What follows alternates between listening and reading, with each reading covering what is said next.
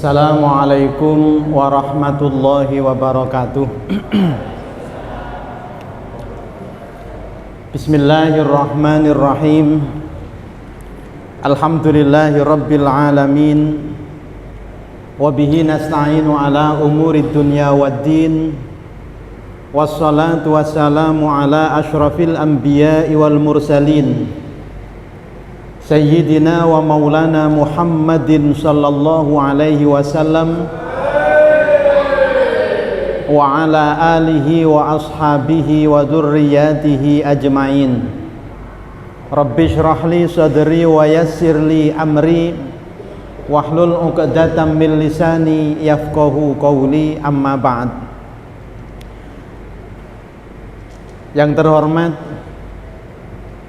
keluarga besar Abah Haji Agung, yang terhormat para pimpinan Afku Group beserta seluruh karyawan, para jamaah Masjid Buwarno yang dimuliakan Allah Subhanahu wa Ta'ala, dan para santri Pondok Pesantren Safinatul Huda rahimakumullah.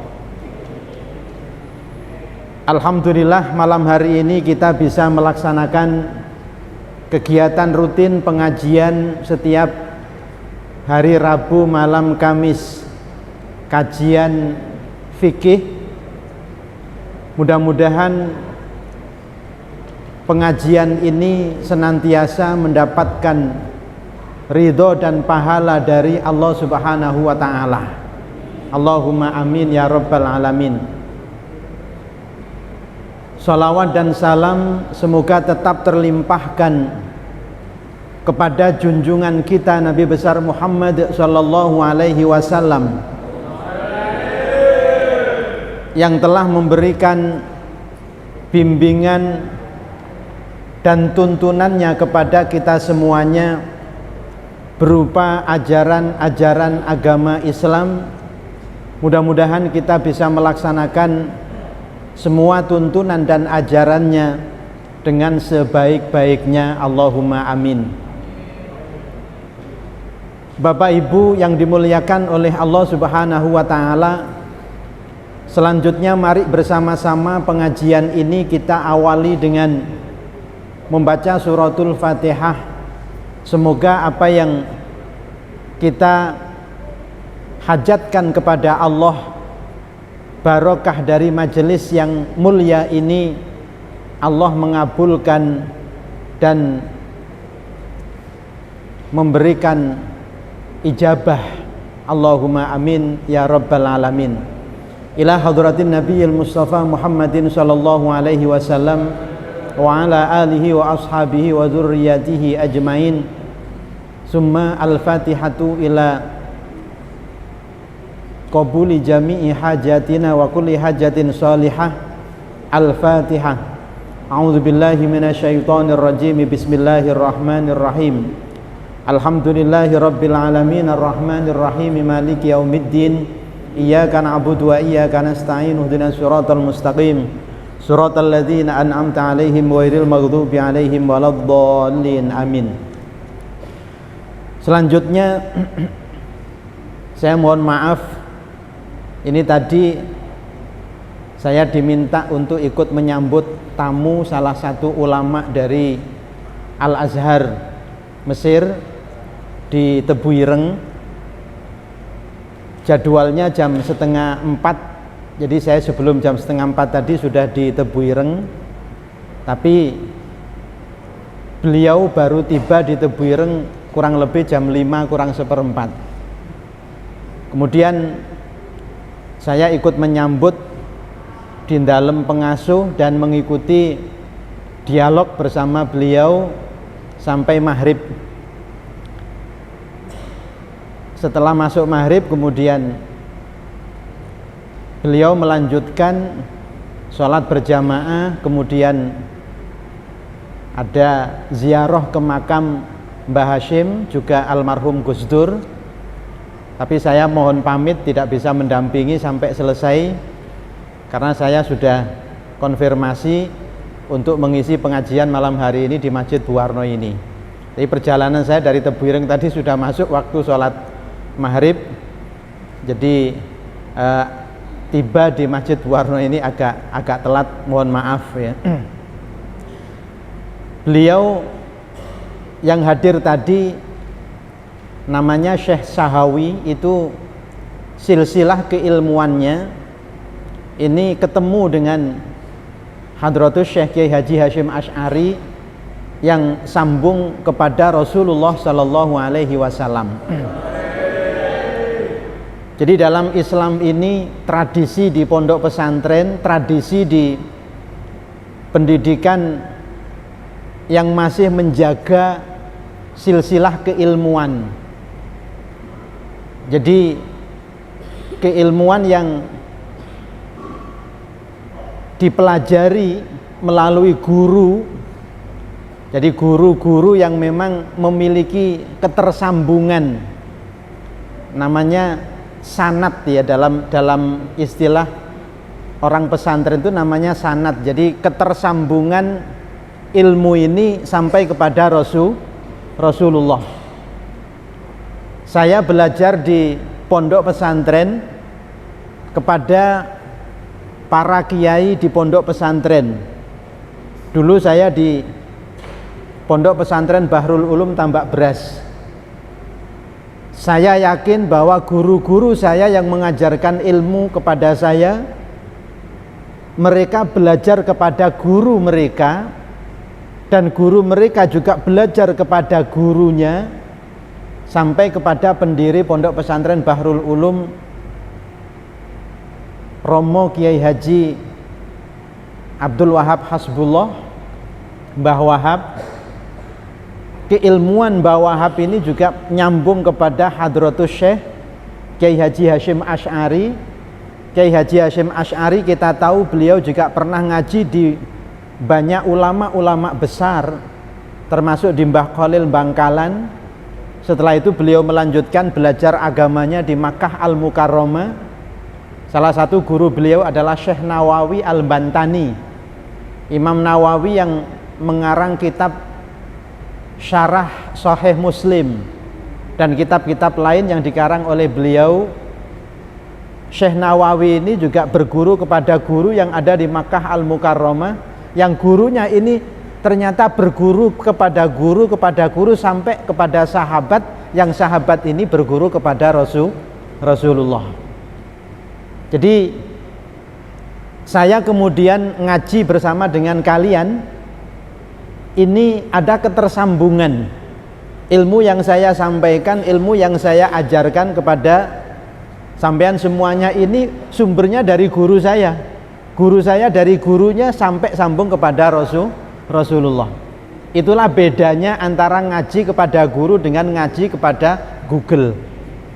Halo. Itu bedanya antara ngaji kepada guru dengan ngaji melalui HP. Kalau ngaji melalui HP nggak ada silsilahnya. HP yang sampean buka itu gurunya siapa nggak jelas. Sampean nggak tahu gurunya kan? Nggak jelas. Ilmu bisa dipelajari dari manapun, bahkan melalui HP, melalui komputer, lewat Google. Bahkan Mbak Google itu sangat canggih dan melayani setiap saat dibutuhkan. Sampai jam 1, jam 12 tanya Mbak Google, langsung dijawab. Ya, hebatnya Mbak Google kan begitu ya. Jadi sumber ilmu bisa sampean dapatkan dari manapun. Tetapi di balik ilmu itu ada sesuatu yang tidak kalah penting dari ilmu itu sendiri, yaitu manfaat dari ilmu dan barokah dari ilmu itu.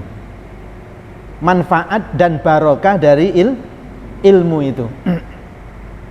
Maka para ulama ada yang mengajarkan al ilmu bit ta'allum wal manfaatu bit ta'ah wal barokatu bil khidmah. Ilmu itu diperoleh dengan cara belajar dari manapun, tapi al-manfaah ini diperoleh dari ketaatan. Wal manfaatu bitta'ah. Maka kalau belajar dari Google, untuk bisa mendapatkan ilmu yang manfaat dari Google ini bagaimana mungkin? Karena syarat manfaat yang disampaikan oleh ulama itu adalah taat kepada guru. Kalau gurunya Google, taat kepada Google. Padahal Google itu ditanya apapun mesti dijawab. Ya ditanya yang jelek juga pasti dilayani. Apa mari ngono sampean terus manut karo Google gitu ya. Ya. Wal manfaatu bitta'ah. Ada lagi yang paling tinggi dari ilmu itu adalah keberkahan ilmu. Wal barakatu bil khidmah. Keberkahan itu adalah dari khidmah. Khidmah itu mengabdi kepada guru, melayani kepada guru. Itu yang menjadikan keberkahan ilmu murid dari gurunya. Maka tradisi di pesantren, para santri ini kepada gurunya sangat memuliakan, sangat takzim. Ya. Biasanya kalau kiai ngimami di masjid, dari rumah ke masjid itu misalnya pakai sandal, itu biasanya ya kiai keluar dari masjid ini tidak sulit menemukan sandalnya, karena sandalnya sudah disiapkan oleh santrinya, bahkan sudah tinggal make. Sampai seperti itu. Dan banyak cerita-cerita yang mungkin malam hari ini tidak mungkin saya ceritakan. Kesuksesan para santri ternyata bukan dari kecerdasannya pada waktu mondok, tetapi banyak ditentukan dari ketawadhuan santri itu kepada kiainya, ketawadhuan santri itu kepada gurunya, dan memuliakan santri ini kepada gurunya yang sangat istimewa. Itu yang kemudian banyak menjadikan para santri ini ketika kembali ke rumah, ketika kembali kepada masyarakat, mendapatkan keberkahan-keberkahan yang sangat melimpah karena kepribadian atau akhlak adab santri yang sudah terbiasa di pesantren pada waktu belajar ilmu kepada guru itu. Bapak Ibu hadirin anak-anak sekalian yang dimuliakan oleh Allah Subhanahu wa taala, majelis seperti ini adalah merupakan majelis yang sangat mulia. Maka cukup kiranya hadis yang banyak yang menjelaskan bahwa ketika seseorang berada di suatu majelis, di mana di majelis itu dipelajari ilmu, maka semua orang yang ada di majelis itu akan didoakan oleh makhluk-makhluk Allah, sampai dengan ikan yang ada di laut itu juga ikut mendoakan, memintakan ampun kepada Allah Subhanahu wa ta'ala. Dan ini nggak mungkin didapatkan ketika sampean ngopi di kafe, nggak mungkin ya, ngopi di kafe didoakan para malaikat, didoakan ikan-ikan yang di laut, nggak mungkin. Itu hanya didapatkan ketika kita berada di majelis-majelis seperti ini, di mana di majelis ini dipelajari ilmu. Maka kita harus bersyukur bahwa kita masih diberikan kemudahan oleh Allah untuk mengikuti kegiatan-kegiatan seperti ini, karena bisa jadi amalan kita yang nanti menjadikan kita mendapatkan rahmat dari Allah dan kemudian dimasukkan ke dalam surganya Allah, ini adalah dari amalan-amalan seperti ini yang kita tidak merasa bahwa ini adalah amalan yang besar.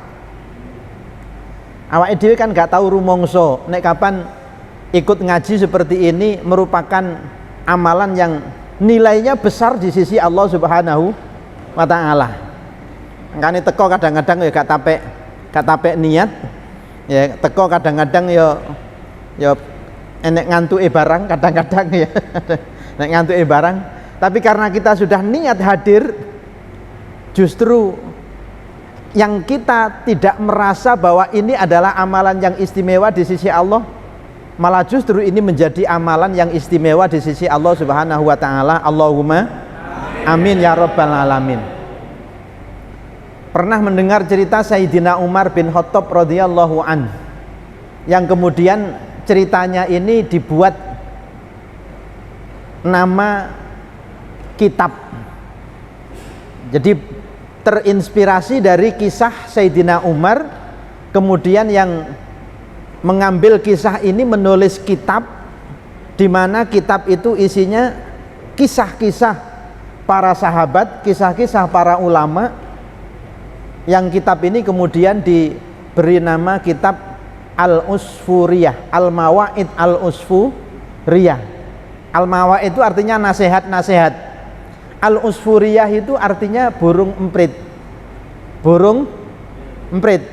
Pernah dengar nama kitab ini ya? Al-Mawaid Al-Usfuriyah, nasihat-nasihat burung emprit. Kok bisa kitab dikasih nama nasihat-nasihat burung emprit? Umpama diterjemahkan itu sampean mungkin nggak begitu tertarik, tapi karena ditulis dalam bahasa Arab dan sampean nggak ngerti artinya, megang kitab Al-Mawaid Al-Usfuriyah itu seperti megang kitab yang besar. Padahal Al-Mawaid Al-Usfuriyah itu artinya nasihat-nasihat burung emprit. Ternyata di situ diceritakan salah satu peristiwa yang dialami oleh Sayyidina Umar radhiyallahu an. Suatu ketika Sayyidina Umar ini berjalan melewati suatu jalan, di situ berpapasan dengan anak kecil. Anak kecil ini sedang bermain dan mainannya ini mainan burung emprit itu. Mainan burung emprit. Dibuat mainan, kakinya diikat tali. Kemudian setelah diikat itu burung emprit ini dilepaskan, kan terbang itu. Setelah terbang agak tinggi, talinya ditarik lagi. Nek zaman saya kecil itu mungkin ibu-ibu yang usianya mungkin sama dengan saya atau mungkin lebih tua dari saya, ya muga-muga awake dhewe disepuro karo Gusti Allah. Allahumma amin. Dulinan napa? Capung ya. Capung, kinjeng ya. Kinjeng itu kan buntute ditaleni. Iki sing guyang-guyu ketara tahu main itu juga. Ya. Kemudian talinya dikasih kertas kecil, kemudian diterbangkan, kita kejar. Nanti kita tangkap lagi, diterbangkan lagi. Masya Allah, itu makhluknya Gusti Allah itu. Dulu belum pernah ngaji kitab Usfuriyah. Mudah-mudahan diampuni dosa-dosa kita. Allahumma amin ya rabbal alamin. Semaring ini nek peduk kinjeng dipakani sebagai tebusan kita dulu waktu kecil sering mendolimi kinjeng. Ya kinjeng itu capung, itu ya kinjeng itu capung. Bapak Ibu yang dimuliakan oleh Allah, ketika Sayyidina Umar melihat anak kecil ini bermain dengan menggunakan burung emprit dan diperlakukan seperti itu, ada rasa kasihan dalam diri Sayyidina Umar. Ya Allah, yang ngesakno manuk emprit ditaleni mari ngono dilepas, diterbangkan kemudian ditarik lagi. Umpama awake dhewe digawe dulinan ngono ditaleni tampar kongkon melayu, engko nek wis ado ditarik maneh ya apa rasane kira-kira. Ya apa rasane? Ada rasa kasihan dalam diri Sayyidina Umar, kemudian muncul ide bagaimana supaya burung yang dipakai mainan anak ini bisa lepas, bisa bebas. Kalau misalnya diminta pasti nggak boleh, pasti anak kecil akan mempertahankan. Maka Sayyidina Umar kemudian mengeluarkan uang, kemudian diberikan kepada anak kecil itu. Dek, burung emprit ini saya beli ya, ini kamu saya kasih uang, burungnya biar saya ambil. Karena dikasih uang, maka dikasihkan sama anak kecil ini. Kalau diminta tok ya nggak akan dikasih kan. Dikasih uang, akhirnya diberikan burung ini kepada Sayyidina Umar. Setelah diberikan kepada Sayyidina Umar, oleh Sayyidina Umar tali ini kemudian dilepaskan dari kaki yang mengikat kakinya tadi itu, dilepaskan.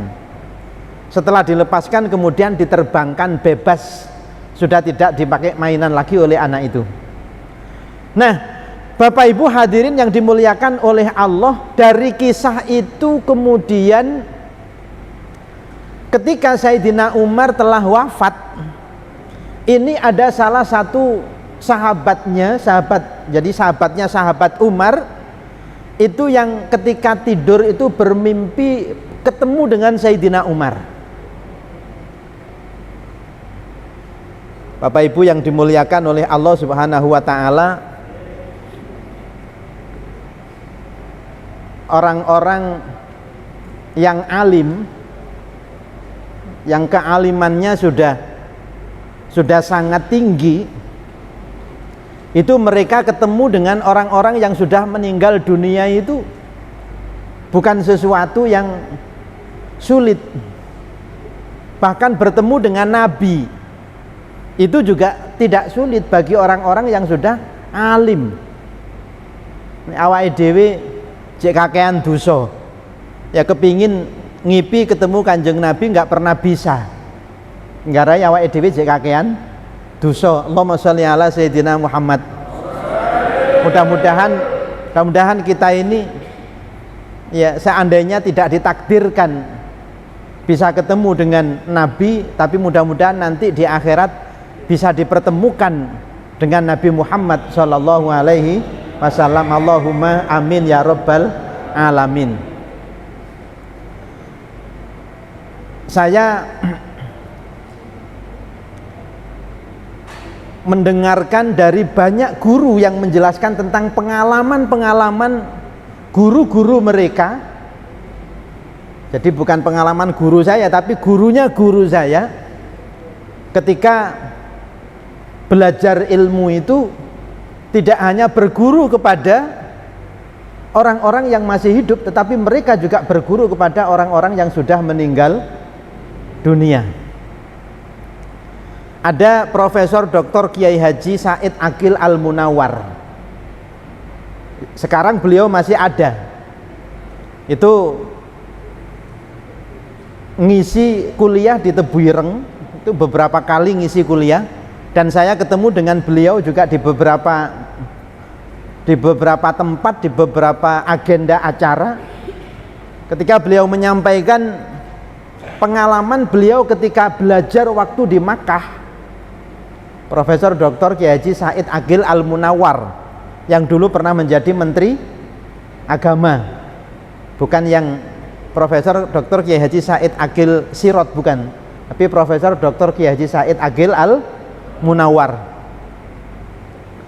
Beliau menceritakan ketika dulu belajar di Makkah Al-Mukarramah, ini belajar di Sayyid Al-Maliki. Sayyid Al-Maliki itu guru yang sangat terkenal di Makkah Al-Mukarramah pada waktu itu. Ini beliau meneliti satu hadis. Jadi diberi tugas oleh guru beliau untuk meneliti satu hadis. Ternyata tidak ditemukan di kitab-kitab hadis. Yang ada pada waktu itu nggak ditemukan. Di hadis Sahih Bukhari nggak ada, di kitab hadis Sahih Muslim nggak ada, di kitab-kitab hadis yang lain nggak diketemukan. Akhirnya beliau konsultasi kepada Sayyid Al-Maliki itu, kepada gurunya, untuk menanyakan dalam kitab apa hadis ini, apakah ini betul hadis dari Rasulullah ataukah ini bukan hadis, karena di kitab di kitab-kitab hadis yang populer itu tidak ditemukan. Apa jawaban gurunya? Nanti malam saya tanyakan kepada Rasulullah. Saya mendengar sendiri cerita itu. Nanti malam saya tanyakan kepada Rasulullah. Besok pagi setelah sholat subuh kamu datang ke sini. Maka kemudian setelah sholat subuh beliau datang kepada gurunya lagi menanyakan, Dan oleh gurunya dijawab, saya tadi malam sudah bertanya kepada Rasulullah, hadis yang kamu cari itu ada di kitab ini. Memang bukan di kitab hadis-hadis yang terkenal itu, bukan. Ada di kitab ini yang tidak populer kitabnya, dan ternyata setelah dicari kitabnya itu ketemu di situ hadis yang dicari tadi itu. Insya Allah.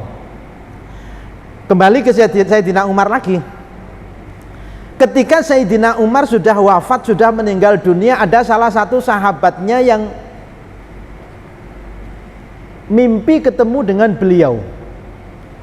Kemudian sahabatnya yang mimpi ketemu beliau itu menanyakan, bertanya, wahai Umar, bagaimana kabarmu sekarang? Kata Sayyidina Umar, alhamdulillah, saya sekarang sudah merasakan kenikmatan yang tidak pernah saya rasakan pada waktu hidup di dunia. Sayyidina Umar itu makamnya di samping makamnya Kanjeng Nabi. Kanjeng Nabi, kemudian Sayyid Abu Bakar, Sayyidina Abu Bakar, kemudian Sayyidina Umar bin Khattab. Ya, saya tanya Mas Zaki.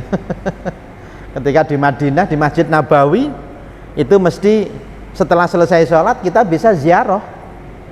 Ya, ziarah ke makamnya Kanjeng Nabi, ada di situ sahabat Abu Bakar, ada sahabat Umar. Makamnya Nabi bertiga di dalam Masjid Nabawi itu. Jadi beliau adalah sahabat yang dijamin masuk surga, sahabat Umar. Maka ketika ditanyakan bahwa sahabat Umar ini sudah berada di tempat yang penuh dengan kenikmatan di alam barzah itu, sahabat yang dijumpai itu bertanya lagi, dengan amalan apa engkau telah mendapatkan kenikmatan yang besar dari Allah Subhanahu wa ta'ala di tempatmu yang sekarang ini? Apakah dengan keberanianmu yang dulu sangat terkenal ketika engkau masih hidup, siapapun musuh-musuh kamu pasti takut? Jangankan manusia, setan pun juga takut kepadamu. Apakah dengan itu kemudian Allah memberikan tempat yang mulia di sisinya? Ternyata sahabat Umar menjawab apa? Tidak. Atau karena keadilanmu Umar, ketika engkau menjadi khalifah itu engkau terkenal sebagai khalifah yang sangat adil. Ini salah satu bukti bahwa Sayyidina Umar itu adalah khalifah yang adil. Itu beliau pernah menghukum putranya sendiri sampai meninggal dunia. Halo. Salah satu bukti Sayyidina Umar ini adalah khalifah yang adil. Pada waktu beliau jadi khalifah, itu beliau pernah menghukum putranya sendiri sampai meninggal dunia. Di kitab Tangkihul Qaul ini diceritakan. Kitab Tangkihul Qaul. Putranya namanya Abu Syuhmah. Ini diceritakan tambah dawa mana ceritanya. Nanti aman golek cerita Abu Syuhmah gitu, nanti ketemu. Abu Syuhmah. Bagaimana beliau ini memperlakukan putranya yang dianggap telah melakukan suatu pelanggaran, ini tidak membeda-bedakan dengan yang lainnya, meskipun putranya Sayyidina Umar pun tetap menjatuhkan hukuman. Dan ternyata hukuman itu sampai menjadikan Abu Syuhmah ini meninggal dunia. Dan di dalam hadis itu ketika Abu Syuhmah meninggal dunia, beliau dimandikan sendiri oleh sahabat Umar, kemudian dirawat jenazahnya, bahkan kemudian diantarkan ke makamnya oleh Sayyidina Umar bin Khattab. Setelah itu seolah-olah tidak pernah terjadi apa-apa. Ketika sholat subuh, Sayyidina Umar menjadi imam. Ada salah satu sahabat yang ketinggalan jamaah sholat subuh. Setelah selesai sholat ditegur Sayyidina Umar, kenapa kamu kok tadi telat kamu sholat subuh? Maaf Sayyidina Umar, tadi saya ketiduran, bangun sudah telat, maka sholat saya jamaah di masjid ini juga telat. Tapi dalam tidur saya tadi saya ketemu dengan Rasulullah. Kalau sahabat ketemu dengan Rasulullah pasti benar. Saya ada amanah menyampaikan salam Rasulullah kepadamu. Rasulullah titip salam kepadamu Umar, dan kata Rasulullah, Allah dan Rasulnya telah ridho dengan apa yang telah dilakukan oleh Sayyidina Umar kepada putranya Abu Syuhmah. Bahkan saya melihat putramu Umar, Abu Syuhmah itu telah berada di sisinya Nabi Muhammad Shallallahu Alaihi Wasallam. Masya Allah, seperti itu. Dihukum, ternyata setelah sampai meninggal dunia itu menjadikan hukuman itu menggugurkan kesalahan-kesalahannya di dunia, sehingga ketika di alam barzah langsung ditempatkan di sampingnya Rasulullah Sallallahu Alaihi Wasallam. Saya cerita Abu Syuhmah ini, kalau diceritakan dari awal tuh sampai beberapa kali cerita itu sampai saya ikut nangis. Ya, nek tak critakno maneh aku melok nangis maneh kowe. Nanti sama goleki dhewe ceritane. Bapak Ibu yang dimuliakan Allah Subhanahu wa taala, lalu dengan amalan apa Umar engkau mendapatkan kemuliaan yang seperti ini? Maka Sayyidina Umar kemudian menceritakan salah satu amalan yang menyebabkan saya mendapatkan kemuliaan di sini adalah peristiwa yang tadi disebut dengan apa, peristiwa burung emprit itu. Rasa kasihannya Sayyidina Umar kepada burung saja menyebabkan Allah menurunkan rahmatnya dan memberikan tempat kepada Sayyidina Umar di tempat yang mulia. Bagaimana kalau rasa kasih sayang kita ini kita berikan kepada sesama manusia? Jadi kepada sesama manusia jangan saling bermusuhan. Ya, ini yang diajarkan oleh Rasulullah itu adalah saling menebarkan kasih sayang, saling menebarkan kedamaian. Itu yang diajarkan oleh Rasulullah. Bahkan kepada orang yang tidak beriman kepada Rasulullah pun Rasulullah memperlakukannya dengan penuh kasih sayang. Ingat sampean kisah Nabi Muhammad yang punya tetangga orang Yahudi yang buta itu, yang setiap hari mengolok-olok Nabi, tapi Nabi dengan sabar setiap hari mengirimkan makanan, bahkan menyuapi sendiri kepada orang Yahudi ini sampai Rasulullah wafat. Awake dhewe belum bisa melakukan yang seperti itu. Kita belum bisa melakukan yang seperti itu. Seandainya ada orang yang selalu mengolok-olok kita, ya, apa yang kita lakukan? Halo. Seandainya ada orang yang selalu menjelek-jelekan kita, apa yang kita lakukan? Pasti kita akan membela diri, dan kita pasti akan marah dengan orang itu. Dan kalau misalnya orang itu butuh bantuan, pasti kita tidak akan sudi untuk membantu orang itu. Bahkan sing paling mungkin bukannya membantu malah nyukurno. Enek wong sing biasa ngelok-ngelokno awake dhewe mari ngono tiba kejelungup. Apa sing diomongno awake dhewe?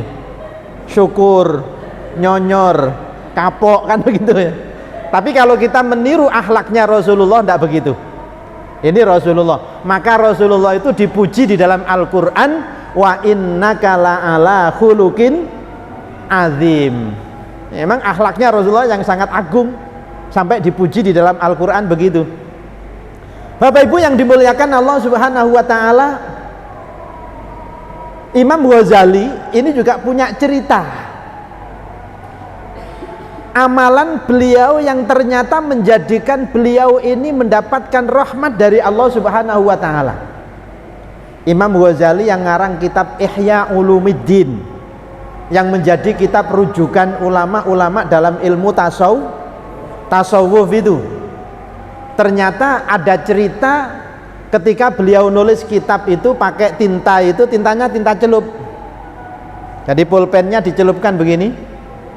Nah, ketika mencelupkan pulpen, pena beliau ke mangsi itu, ke tinta itu, ketika akan digunakan nulis, ternyata ada lalat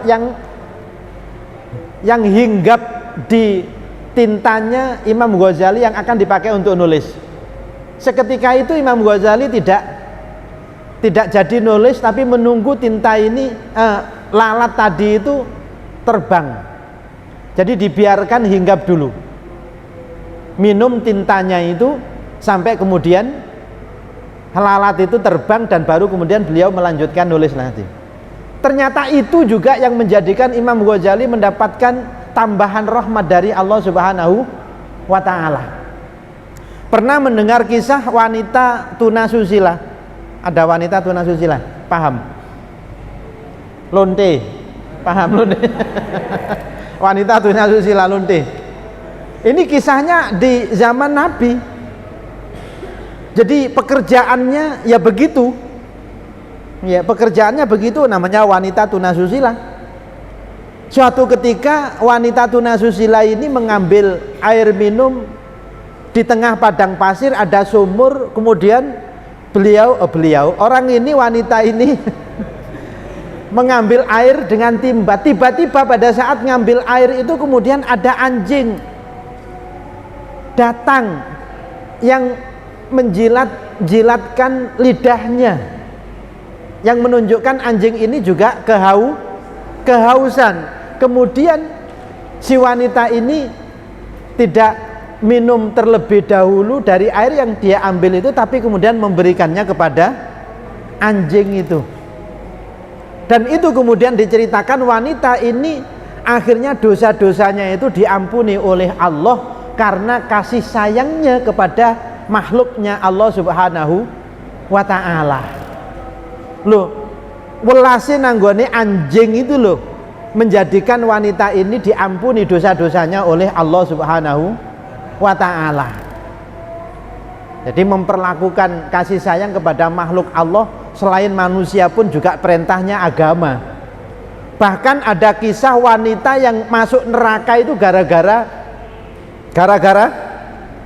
kucing. Ada hadisnya di kitab Riyadhus Shalihin juga ada. Wanita masuk neraka gara-gara kucing. Kok bisa masuk neraka gara-gara kucing? Karena kucingnya mungkin sering mencuri lauknya. Akhirnya si wanita ini dendam dengan kucing itu, sehingga kucing itu kemudian ditangkap. Setelah ditangkap kemudian dikurung sampai kemudian kucing itu mati, dikurung sampai mati, tidak dikasih makan. Ini yang kemudian menyebabkan wanita itu masuk neraka. Banyak kisah-kisah yang patut kita jadikan pelajaran dalam kehidupan kita sehari-hari. Jadi mudah-mudahan yang saya katakan tadi, amalan kita seperti ini, ngaji seperti ini, yang kelihatannya, yang menurut kita mungkin bukan amalan yang istimewa dibanding dengan amalan kita yang lain, mungkin yang biasa bangun malam untuk sholat tahajud jam 2 sudah bangun, atau dibandingkan dengan mungkin yang setiap hari bisa membaca Al-Quran sampai 5 juz, 10 juz. Bisa jadi amalan yang seperti ini yang kita tidak merasa bahwa ini amalan yang istimewa, ini yang diterima dan dianggap istimewa di sisi Allah Subhanahu wa ta'ala. Allahumma amin ya rabbal alamin. Saya kira itu karena memang datangnya terlambat, jadi materinya ya materi motivasi ya, untuk kita lebih semangat dalam mencari ilmu, dalam belajar ilmu, terutama belajar ilmu, mencari ilmu kepada guru yang punya ketersambungan ilmunya sampai kepada Rasulullah Sallallahu Alaihi Wasallam. Mudah-mudahan kita semuanya diberikan ilmu yang manfaat dan barokah. Allahumma amin ya rabbal alamin. Wallahul muwaffiq ila aqwamit thoriq. Wassalamualaikum warahmatullahi wabarakatuh. Rabbi fanfa'na bi barakatihim wahdinal husna bi hurmatihim wa amit في طريقتهم ومعافاتهم من الفتن ربي فانفعنا ببركتهم واهدنا الحسنى بحرمتهم وأمتنا في طريقتهم ومعافاتهم من الفتن ربي فانفعنا ببركتهم واهدنا الحسنى بحرمتهم وأمتنا في طريقتهم ومعافاتهم من الفتن